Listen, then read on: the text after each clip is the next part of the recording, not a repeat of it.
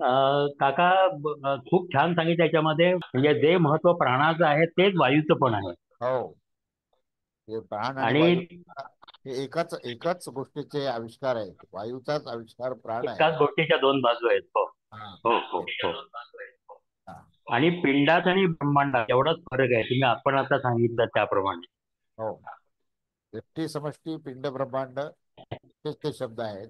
हो, ते म्हणजे ती गोष्ट व्यक्ती हो, हो, त्यात असते ती सर्व ब्रह्मांडामध्ये. हो, आणि व्यष्टीमध्ये जे हो. आ- सच्चिदानंद तत्व आहे ते सच्चिदानंद ब्रह्मांडामध्ये ब्रह्मतत्वात आहे. हा? तर हे आपल्याला हो. समजणं आवड. जीवात्मा हा शुद्धात्मा नाही, कारण की आत्म्याला ते देहात हे लागलेलं आहे, त्याच्यामुळे तो शुद्ध नाही का? हा, तो देहामध्ये आसक्त झाल्यामुळे, देहामध्ये हा, असल्यामुळे आसक्तीमुळे असल्यामुळे नाही. देहात असल्यावर तो अशुद्ध होतो असं नाहीये. हा, नाहीतर हा. महात्मा महात्मा पुरुष होते, हे सर्व जे हो, सिद्ध पुरुष होते, त्यांना आपण हो. अपवित्र म्हणू शकत नाही. आणि ते नाही, देहात असून सुद्धा देहातीत आहे. देहातीत असणं. हा, म्हणजे देहाचे ते दोष आहेत ते त्याला लागत नाही. लागत नाहीत, त्यांना लागत नाहीत. समजलं ना? हो, पण ते हो, ते देहात आसक्त असतात, ते जे हो, देहात आसक्त असतात, जगात आसक्त असतात, हो. कामनेने युक्त असतात, तर ते हं, अपवित्र झाले. हा. ते अपवित्र. त्यामुळे ते अपवित्र होतात, नाही तर ते हा. शुद्धच आहे खरं म्हणजे तो. हो. कारण अन्यथा त्याचाच अंश आहे तो. म्हणजे अन्यथा उपासनेची गरज नाही. जो स्वतः हो ना, ब्रह्मस्वरूप आहे, जो हो स्वतः ना. ब्रह्मस्वरूप झाला, असा तो ब्रह्मवेत्ता आहे, त्याला उपासनेची आवश्यकताच नाहीये. कारण तो संपूर्णपणे मुक्त आहे. जसे आपले स्वामी समर्थ आहेत. हो, हो, हो ना, समर्थांचं उदाहरणच असं आहे की ते हो ना. सच्चिदानंद घर स्वरूप परब्रह्म हो, परमेश्वर स्वरूप असून त्या हो, सर्वांना नियंत्रण करणारे ते त्याचे हो ना, सर्वांचे प्रमुख आहेत, म्हणून ते स्वामी आहेत. हो, काय हो ना. आणि करण्याचं हे सामर्थ्य. परमात्मा स्वरूप, आणि परमात्मा परमात्मा स्वरूपच आहे ते. हा, परमात्मा परमात्मा स्वरूप. अगदी. हा. हो ना. हे हो, आपल्या लक्षात आलं. ठीक खूप आहे. छान, खूप छान. नमस्कार काका, श्री स्वामी धन्यवाद. समर्थ. श्री स्वामी. हा, बोला. हा, बोला. बोला. श्री बोला. श्री स्वामी समर्थ. श्री स्वामी समर्थ. हा. सर्वसाधारण माणसाचं मन हे बाह्य जगातच रममाण होत असतं ना. हो, हो. आणि त्याला अमृत तत्व त्याच्या आतच बसलं हे कळत नाही. मग त्यांना अशा सगळ्यांना एक छोटा उपाय सांगा की त्यामुळे ते मन त्यांचं अमृत तत्वाच्या डायरेक्शननी वळेल. हो, अगदी बरोबर आहे. आणि हा जो उपनिषदाचा प्रयत्न आहे त्याच्याकरताच आहे. हो, तर तुम्ही जो प्रश्न विचारला ना त्याचं उत्तर शोधण्याचा सगळा प्रयत्न जो आहे तो या उपनिषदांचा आहे. तर त्याच्यामध्ये हा जो काही विषय आहे किंवा ह्या संक्षिप्तपणे आपल्याला या आत्मस्वरूपामध्ये किंवा अमृत तत्वाच्या प्राप्तीकरता आपण नेमकं काय केलं पाहिजे की जेणेकरून आपल्या या ज्या जगामध्ये जी आसक्ती आणि कामना आहे हो, त्याच्यातून आपण अनासक्त आणि निष्काम होऊन जाऊ. आणि हो. आपल्याला सर्वत्र तेच तत्व आहे आणि अंतरंगातही तेच तत्व आहे हा. असं आपल्याला अनुभव येईल. त्याकरता नेमकं काय केलं पाहिजे हा प्रश्न आहे. बरोबर आहे. हो, हो, हो. आम्ही सांगतो. त्याच्यामध्ये पहिलं जे लक्षण आहे आत्मतत्वाचं, तर ते लक्षण असं आहे की तो अनासक्त आहे, म्हणजेच तो साक्षीत्व भावामध्ये आहे. म्हणजे हं. तो आत्मतत्वामध्ये जो मनुष्य गेला, तो आत्मस्वरूपात गेला, तर त्याचं काय लक्षण आहे, तर तो नेहमी साक्षीत्व भावात असतो. साक्षीत्व भाव म्हणजे तो अखंड पाहत असतो. हो. परंतु तो कशामध्ये पण अडकलेला नसतो. हं, हं.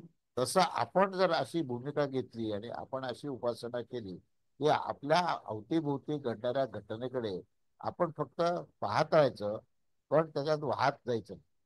पाहणे आणि हो. वाहणे, माणसं हं. साधारणपणे वाहत जातात. हो. त्याच्यापेक्षा तुम्ही नदीच्या काठावर जाऊन तुम्ही पहा नदीला. त्यामुळे नदीमध्ये असलेली जी काय अपवित्रता आहे ती तुम्हाला स्पर्श करणार नाही.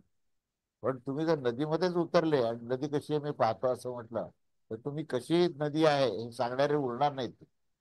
कारण माणूस एकदा पाण्याच्या मध्ये गेला ना तर त्याची वाणी सुद्धा काम करत नाही. हो. समजलं ना? तसं या संसाराच्या नदीमध्ये तुम्ही जर मध्ये गेले तर तुम्ही ब्रह्मतत्व काय किंवा आत्मतत्व काय सांगूच शकणार नाही. कारण तुम्ही त्या प्रवाहात वाहत चालले ना. हो. पण त्या प्रवाहाला जर तुम्ही पाहत गेले तर मात्र तुम्ही सांगू शकाल ही नदी कुठून येते, कशी आहे, ती उत्तर दिशेला आहे, ती दक्षिणेतून उत्तर दिशेकडे वाहत आली, वगैरे वगैरे. म्हणजे हे जे काय आपण त्या नदीचं वर्णन करू तर ते केव्हा शक्य आहे, त्या नदीला आपण जर पाहत असतो. तसं त्या संसाररूपी सुद्धा एक नदीच आहे.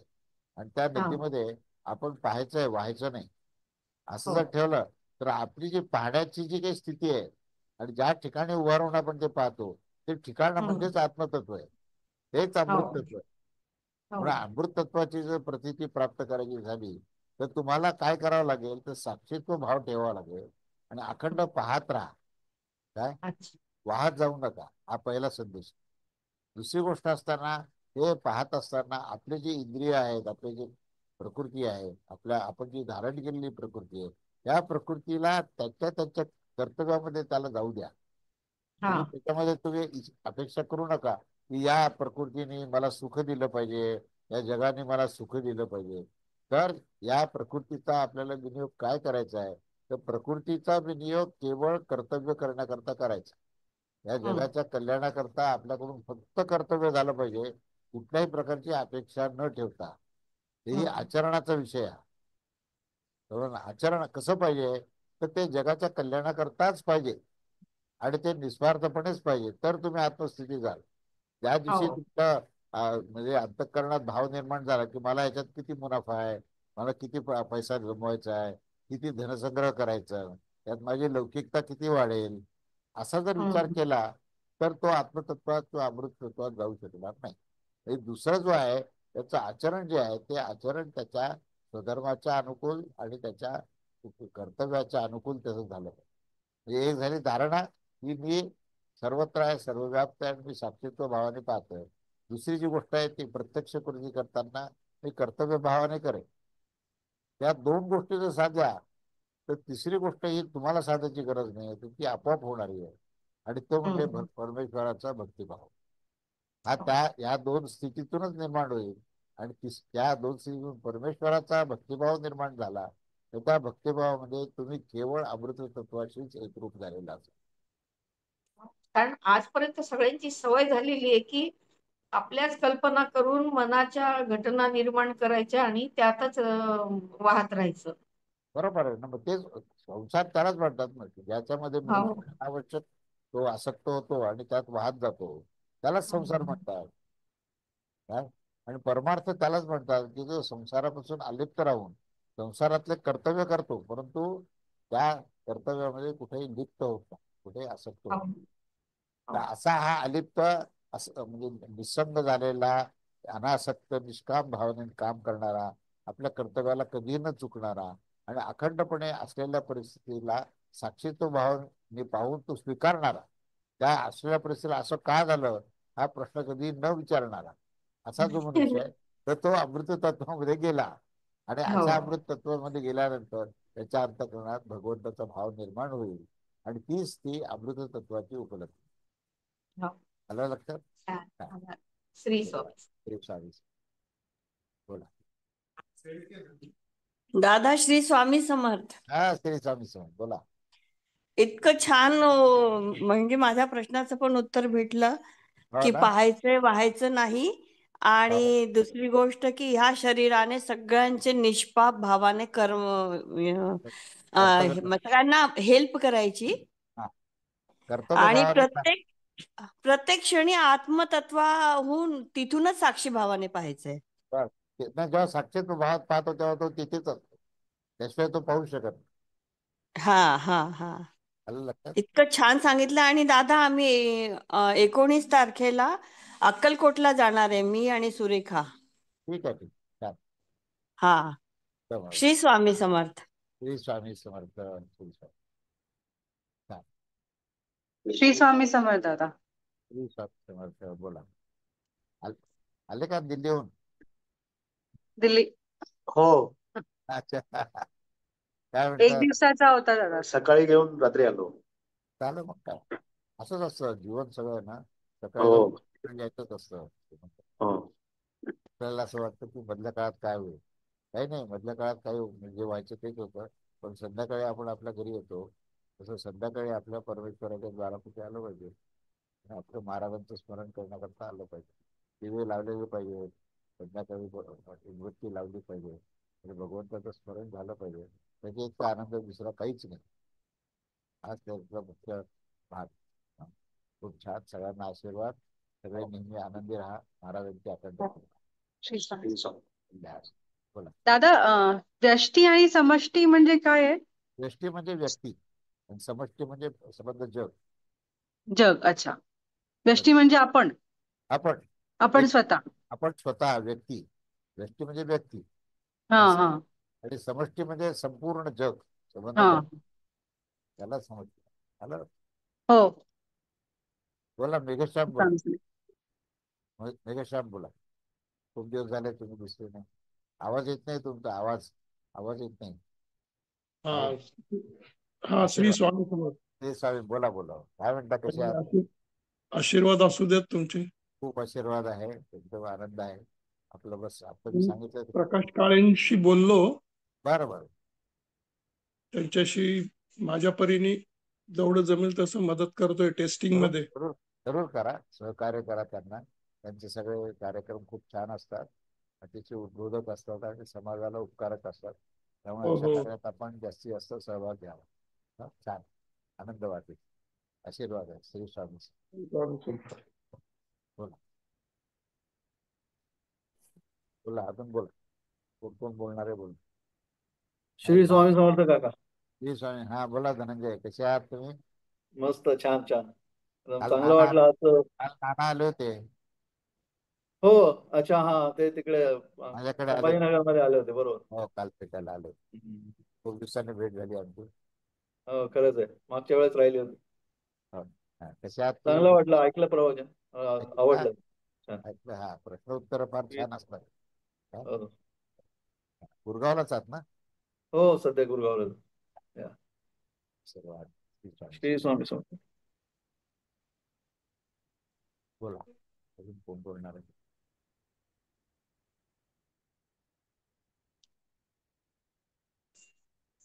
चला लवकर लवकर बोला. कारण अजूनही माझ्याकडे काही मंडळी आहे. तर त्याचं आहे सगळं.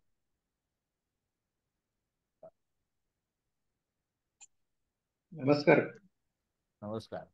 हा बोला. डॉक्टर साहेब बोला. काय नाही, ऐकलं प्राणतत्वाचं वेगळ्या वेगळ्या प्रकारे आले. हा छान. हा बोला ना. हो, प्राणतत्वाची अजून वेगळ्या वेगळ्या प्रकारे ती माहिती हा सगळी. हो तरी म्हणजे आता प्रत्येक परिषदामध्ये त्याचं वर्णन ज्या पद्धतीने केलंय तर ते वेगवेगळ्या ओरिएंटेशननी केलेलं आहे. पण शेवटी प्राणतत्व हेच चैतन्य आहे. हेच आत्मतत्वाचं लक्षण आहे. आणि त्या प्राणतत्वामधूनच आपण सर्व काही क्रिया जे करतो जीवन जे जगतो पण त्या प्राणतत्वाच्याच ऊर्जेमुळे जगतो. आणि त्याच्यावर आपण आपल्या पुस्तकामध्ये लिहिलेलं आहे की प्राण म्हणजे काय नेमकं आहे, त्याचं स्वरूप काय आहे, आणि त्याची कार्य काय आहे हे पण आपण लिहिलेलं आहे. आणि त्या प्राणाचं महत्व अत्यंत आहे. त्या प्राणाची उपासना करणं हीच माणसाला म्हणजे सर्वतोपरी उपयुक्त आहे. आणि तेच त्याचं प्राणाचंच अधिष्ठान आपल्या जीवनात आहे. तेव्हा अधिष्ठानाला विसरू नका, तरच तुमच्या आविष्काराचा अध्ययन होईल. हा त्याचा संदेश. साक्षीत्व भावाने ध्यानात तर आणि असं साक्षीत्व जमत भाव नाही असता काही. म्हणजे अलिप्तता आहे. साक्षीत्व भाव म्हणजे मुख्य काय तर ती अलिप्तता अनासक्त वृत्ती आहे.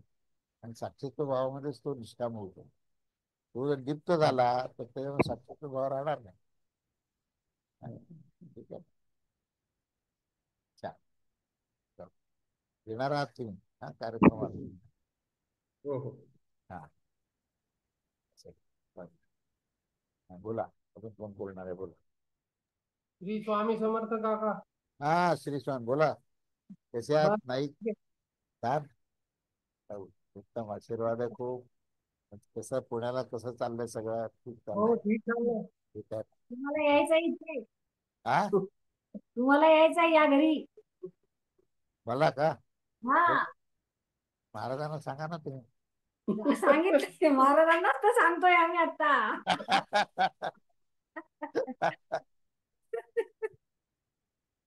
तुम्ही मला अडचणीत टाकलं म्हणतो.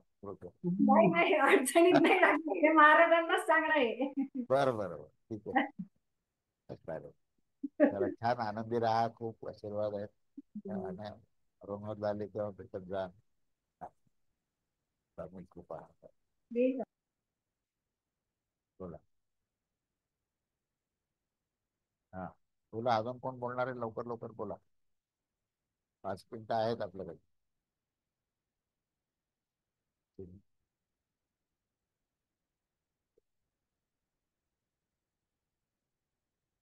हा, बोलो, प्रवीण. प्रवीण श्री बोला. स्वामी समर्थ काका. कशा आहात तुम्ही? एकदम मजेत काका. मला आनंद झाला तुम्ही येणार आहेत कळालं. हा हा, या मिलिंद सरांनी स्वामींचीच योजना सर्व काही त्यांनीच पूर्ण प्लॅन करून ठेवलंय. पूर्ण प्लॅनिंग ऐकलं मी, कुठे कुठे जाणार आहात त्याने. या आणि सगळी नदी जी आहे ते अनेक क्षेत्राला ओलांडून समुद्राला मिळते. हम्म. तसं तुम्ही सगळे ठिकाणं करत करत शेवटी इथे औरंगाबादला यायचं. समुद्रात यायचं. बरोबर आहे की नाही? अगदी अगदी खरं आहे ना? अगदी बरोबर, अगदी हा. बरोबर. इकडे तिकडे फिरत फिरत खूप वेळ वाया घालवलं. ते- आता आता पूर्वी म्हणजे सुरुवातीला ती गंगोत्री म्हणून दिसते, मंदाकिनी नदी असते, हम्म हम्म. भागीरथी होते, आहे की नाही? असं करेक्ट. होत होत. मग ती हा. पुढे जी आहे ती गंगा नदीचं तिचं मोठं पात्र होतं.